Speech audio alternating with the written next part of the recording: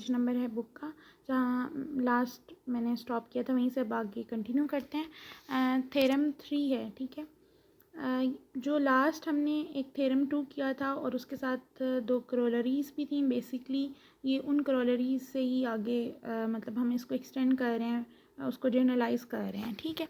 कि हमारे पास C1 से Cn अगर हमारे पास कॉन्स्टेंट्स हैं तो ऑब्वियसली अगर हमने एक्सपेक्टेड वैल्यू फाइंड आउट करनी है किसी भी GI की जिसके साथ ये कॉन्स्टेंट्स भी हैं, तो अगर हम कॉन्स्टेंट्स को ऑब्वियसली जब उसके ऊपर एक्सपेक्टेशन अप्लाई करेंगे तो हमारे कांस्टेंट जो हैं वो एक्सपेक्टेड वैल्यू से बाहर आ जाएंगे, ठीक है। तो बस ये बेसिकली थ्योरम की स्टेटमेंट है। बहुत आसान से इसके थ्योरम्स हैं और इनके प्रूफ्स भी बहुत इजी हैं और मेरा तो ख्याल है कि आप लोग खुद कर सकते हो, कुछ भी है ऐसा इसमें नहीं है। जैसे हमने थ्योरम 1 में इसकी जो डेफिनेशन थी basically g(x) expected value of g(x) find out की थी, उसी थ्योरम 1 में हमने इसको अप्लाई कर देना है। हम डिस्क्रीट के केस के लिए कर रहे हैं, कंटिन्यूस के लिए भी कर सकते हैं, उसमें सेम है, सम की जगह बस जो है वो इंटेग्रल हो जाएंगे, ठीक है। और यहाँ पे क्या है कि जैसे हमने ज़ाहिर g(x) की जगह हमारे पास समेशन i = 1 से n है, ci(gi(x) हम अगर ले लेते हैं उसको, तो वहाँ पे हम इसको जस्ट अप्लाई कर रहे हैं। e(g(x) क्या हमारे पास होता था, समेशन g(x) f(x), तो g(x) की जगह ये हमारे पास आ जाएगा summation i = 1 to n ci(gi(x). और फिर नेक्स्ट बस हमने इन समेशंस को ऑल ओवर अप्लाई करेंगे और उसके बाद फिर जो नेक्स्ट इसके बाद है ci(gi(x) का कॉन्सेप्ट, कि वहाँ पे हमारे पास क्या होगा कि ऑब्वियसली जो समेशन कॉन्स्टेंट्स पे अप्लाई वो हमने अलग हो जाएंगी, ठीक है, i = 1 से n, और बाकी जो है वो हमारे पास again expected value of gi(x) बन जाएगी। तो ये बहुत सिंपल था, ऐसा जिसमें कोई इशू नहीं है, ठीक है। नेक्स्ट इसी थ्योरम को यूज़ करते हुए हमने जो लास्ट टाइम एक एग्ज़ाम्पल की थी एग्ज़ाम्पल 3, तो उसको हम अब करेंगे इस थ्योरम को अप्लाई करते हुए, ठीक है। ये e(2x² + 1) अगर हमने फाइंड आउट करना है, e(x² हमें गिवन है, जो कि हमने वहाँ फाइंड आउट किया था 91/6 था। तो हमारे पास जो है यहाँ पे क्या आएगा 2 e(x² + 1), ज़ाहिर जब हमने एक्सपेक्टेशन उस पर अप्लाई किया तो ज़ाहिर है कॉन्स्टेंट्स बाहर आ जाएंगे और एक्सपेक्टेड वैल्यू ऑफ 1 जो है कांस्टेंट की वो 1 ही होगी। और यहाँ पे हमने बस जो है e(x² की वैल्यू पुट की और ये हमारे पास सोल्यूशन आ गया, ठीक है। नेक्स्ट एक और एग्जांपल है, ये बुक पे नहीं है तो इस वजह से ये आप लोग यहाँ से कर लीजिएगा।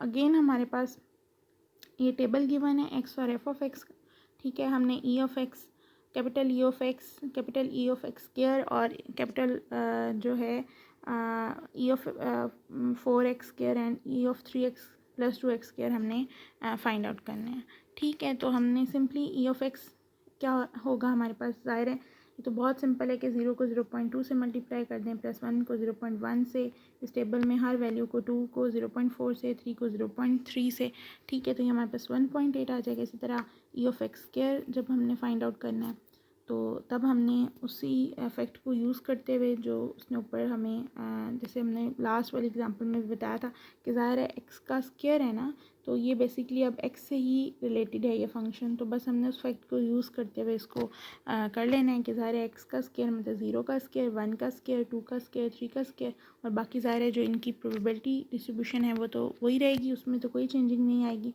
और इसी तरह हमने ई की expected value of 4x² find करनी है, तो अगेन मेरा ख्याल है कि आप लोग इसको कर लोगे, इसको मुझे एक्सप्लेन करने की ज़रूरत नहीं है। नेक्स्ट जो एग्ज़ाम्पल है वो पेज नंबर 118 पे है, उसमें है कि if the probability density of x is given by, अब ज़ाहिर है ये कंटिन्यूस रैंडम वेरिएबल का केस आ गया है, तो यहाँ पे हमारे पास प्रोबेबिलिटी डेंसिटी फंक्शन गिवन है और हमने पहला जो पार्ट है उसमें ये शो करना है कि e(x) expected value of x r, x की पावर r जो है उस ये है, यानी कि एक फार्मूला बेसिकली हम इसमें डिड्यूस कर रहे हैं। और नेक्स्ट फिर इसी रिज़ल्ट को या जो फार्मूला है इसको यूज़ करते हुए हमने एक एक्सपेक्टेड वैल्यू फाइंड आउट करनी है, ठीक है। तो हम पहले इस फार्मूला को जो है वो या जो रिज़ल्ट है इसको हम ऑब्टेन कर लेते हैं, ठीक है। तो हमारे पास बेसिकली ये फंक्शन गिवन है और हमने अगर किसी भी एक्सपेक्टेड वैल्यू किसी भी रैंडम वेरिएबल की फाइंड आउट करनी है तो ऑब्वियसली वो हमने जस्ट यहाँ पे फार्मूला लगाया है और जो हमारे इंटरवल्स हैं वो ज़ाहिर से स्प्लिट हो जाएगा -∞ से 0 में, 0 से 1 में, 1 से इन्फिनिटी में और -∞ से 0 और 1 से इन्फिनिटी में फंक्शन 0 है तो ऑब्वियसली इंटीग्रेशन यहाँ पे 0 होगी हमारे पास। उसके बाद 0 से 1 में जो है वहाँ पे फंक्शन की वैल्यू है, हमने सिंपली वो फंक्शन की वैल्यू पुट की है और वहाँ से जो भी हमारे पास रिज़ल्ट आया है उसको हमने सिंपली इंटीग्रेट किया है और लिमिट्स पुट किए और हमारे पास ये फार्मूला आ गया। ठीक है, कुछ सिंप्लीफिकेशंस किए हैं तो ये फार्मूला हमारे पास ऑब्टेन हो गया है। ठीक है, नेक्स्ट अब इस फार्मूला को यूज़ करते हुए हमने ये एक्सप्रेशन यानी एक्सपेक्टेड वैल्यू फाइंड आउट करनी है। तो फार्मूला हमारे पास गिवन है, हमने अभी x की पावर r के लिए फार्मूला निकाला है। तो हम इसको जो है हम पहले ये देखेंगे, इसको हम इस फार्मूले को में चूँकि ये स्क्वायर है 2x + 1 का स्क्वायर, इसको हम ओपन कर लेंगे और अब हम क्या करेंगे कि हर एक की ज़रा x के लिए हम इसको फाइंड आउट कर लेंगे। मतलब r की वैल्यू 2 रखेंगे, r की वैल्यू 1 रखेंगे। ठीक है, तो ये वहाँ से उसी फार्मूले में पुट करेंगे तो हमारे पास ये वाले जो है वैल्यूज़ आ जाएंगी 1/3 एंड 1/6। अगेन हम इनको ये जो फर्स्ट एक्सप्रेशन इस यहाँ पे लिखा हुआ है उसमें जाके पुट करेंगे। ठीक है, फर्स्ट लाइन जो है, ठीक है, उसमें हम पुट करेंगे तो हमारे पास इसकी ये वैल्यू आ जाएगी। तो ये बेसिकली हमें हेल्प आउट होगी कि हमारे लिए आसान हो गया। ठीक है, और इससे नेक्स्ट फिर एक और एग्ज़ाम्पल है कि अगर आपके पास ax + b की पावर n जो है वो गिवन है और उसकी आपने एक्सपेक्टेड वैल्यू फाइंड आउट करनी है तो उसका ये फार्मूला होगा। और ये आप ज़ाहिर फार्मूले को देख के ही लग रहा है कि जैसे मतलब बायनोमियल एक्सपेंशन जैसे हम करते थे उसी तरह से ये। तो ऑब्वियसली यहाँ पे हम बायनोमियल एक्सपेंशन यूज़ करेंगे और सिंपली उसने ax + bn पे ये जो रिज़ल्ट है बायनोमियल एक्सपेंशन का वो उसने यूज़ किया है।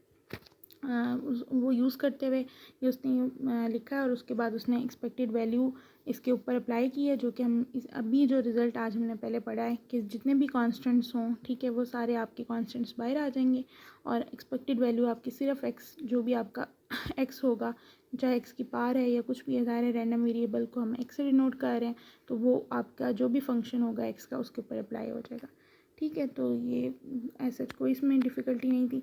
और लास्ट लेक्चर में हमने एक और चीज़ पढ़ी थी कि जो यही कि g(x) जो फंक्शन है अगर वो x रैंडम वेरिएबल के साथ रिलेट कर रहा है या उसको हम y कह रहे थे तो हम x की with the help of x जो है हम y की जो है एक्सपेक्टेड वैल्यू फाइंड कर रहे थे। तो वही मैथमेटिकल एक्सपेक्टेशन का जो कॉन्सेप्ट है जो एक वेरिएबल के लिए या दो वेरिएबल के लिए था उसको हम एक्सटेंड कर देंगे। अगर हमारे पास z एक रैंडम वेरिएबल है और उसकी वैल्यूज़ जो हैं वो रिलेट कर रही हैं to random variables x and y, तो एक equation by means of an equation, जैसे वहाँ पे हमारे पास y = g(x) था, यहाँ पे z = g(x) और y है, तो उससे हम एक ये जो है थ्योरम स्टेट कर रहे हैं। बेसिकली ये थ्योरम स्टेट करने का ये कि ये जो थ्योरम्स हैं इन्हीं में इनकी डेफिनेशंस हैं। ठीक है, तो अगर हम x और y हमारे डिस्क्रीट रैंडम वेरिएबल हैं तो ऑब्वियसली अब हम दो वेरिएबल्स की अगर हमारी डिस्ट्रीब्यूशन है तो ऑब्वियसली उसको हम जॉइंट प्रोबेबिलिटी डिस्ट्रीब्यूशन होती है या कंटिन्यूस रैंडम के लिए वो जॉइंट प्रोबेबिलिटी डेंसिटी होती है।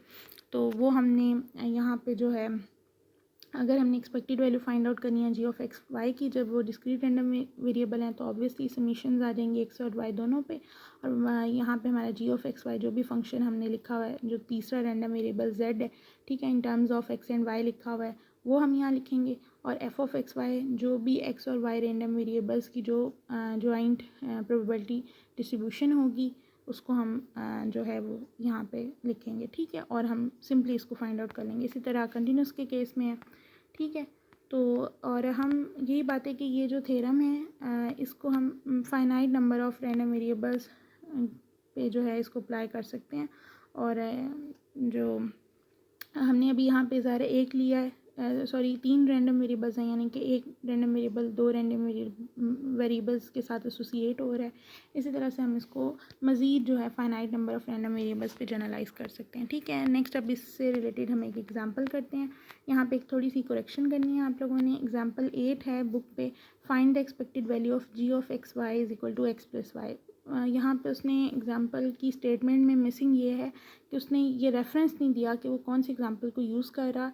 तो बेसिकली ये 3.12 एग्ज़ाम्पल है जिसको ये यूज़ कर रहा है, ठीक है। तो इस एग्ज़ाम्पल ये वही एग्ज़ाम्पल है जो हमने सबसे पहले जॉइंट जब डिस्ट्रीब्यूशन पढ़ी थी तो कैपलेट्स की एक एग्ज़ाम्पल थी टैबलेट्स की। तो ये बेसिकली वो एग्ज़ाम्पल है जिसका ये टेबल था, ठीक है। तो ये इसकी जो है ये जो टेबल था बेसिकली ये इनकी जॉइंट जो प्रोबेबिलिटी डिस्ट्रीब्यूशन थी उसका टेबल था। हमने इन्हीं वैल्यूज़ को यूज़ करते हुए जो है हम इसको फाइंड आउट कर लेंगे।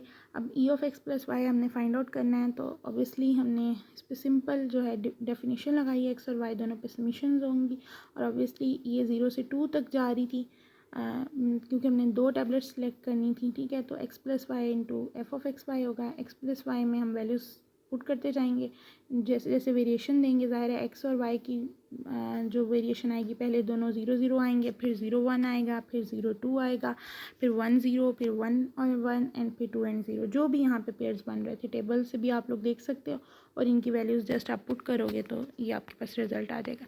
नेक्स्ट जो है आपके पास